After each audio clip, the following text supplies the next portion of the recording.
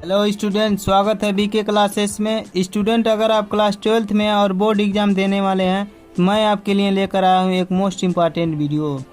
Student, इस video में हम लोग क्लास 12th केमिस्ट्री का फर्स्ट लेसन जो कि ठोस अवस्था है, इससे 5 महत्वपूर्ण प्रश्न का अध्ययन हम लोग इस वीडियो में करेंगे जो कि बोर्ड एग्जाम के लिए VVIMP है। तो चलिए वीडियो को स्टार्ट करते हैं। फर्स्ट क्वेश्चन हम लोगों का पैकिंग एफिशिएंसी। तो चलिए जानते हैं पैकिंग एफिशिएंसी क्या होता है, यानी कि संकुलन क्षमता।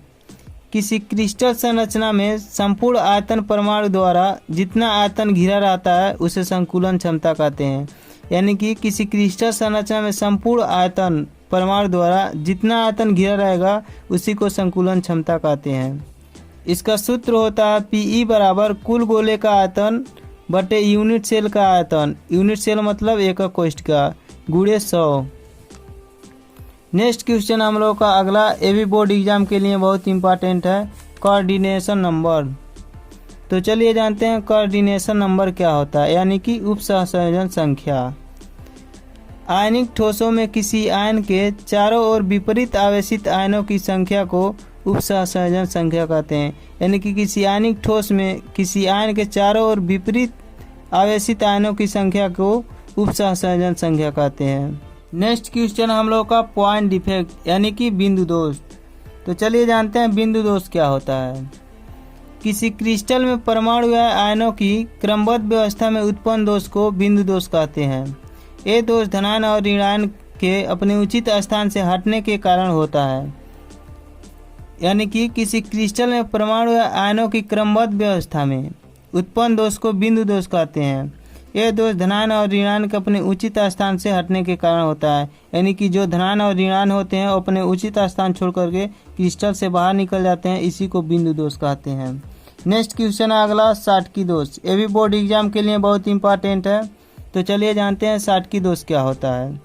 जब किसी आयनिक क्रिस्टल में समान संख्या में धनायन और ऋणायन अपनी उचित स्थान को छोड़ करके क्रिस्टल से बाहर निकल जाते हैं तो इस प्रकार उत्पन्न दोष को साटकी दोष कहते हैं।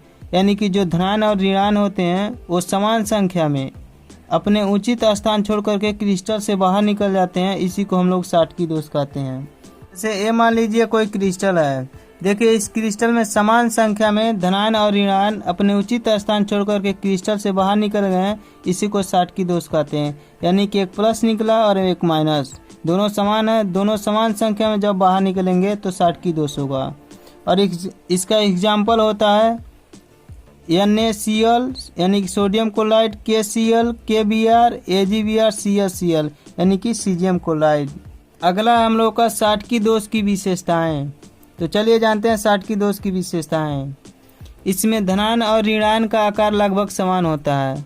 जो इसमें साटकी दोष में जो धनायन और ऋणायन होते हैं उनका आकार लगभग समान होता है।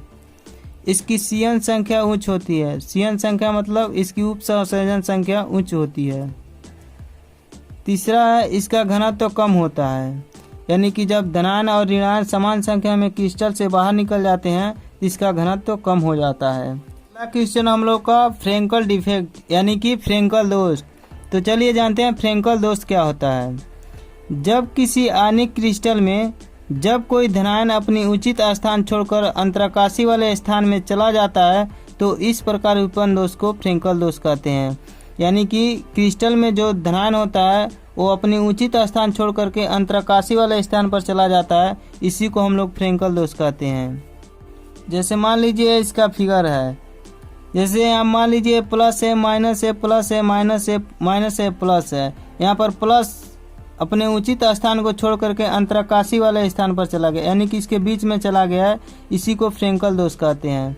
इसका एग्जाम्पल होता है ZnS, AgCl, AgBr, AgI इत्यादि।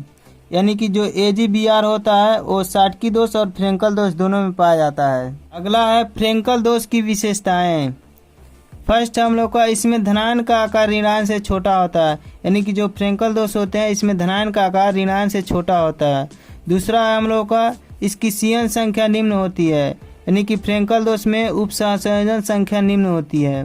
और तीसरा है इसके घनत्व पर कोई प्रभाव नहीं पड़ता है, यानी कि फ्रेंकल दोष में घनत्व पर कोई प्रभाव नहीं पड़ता है, यानी कि जो प्लस होता है वो अपने उचित स्थान छोड़ करके अंतराकाशी वाले स्थान पर चला जाता है, इसीलिए वो क्रिस्टल के अंदर ही रहता है, इसीलिए इसके घनत्व पर कोई प्रभाव नहीं पड़ता है।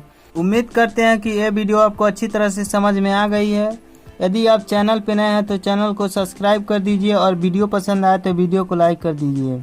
मिलते हैं नेक्स्ट वीडियो में नेक्स्ट टॉपिक के साथ, तब तक के लिए जय हिंद।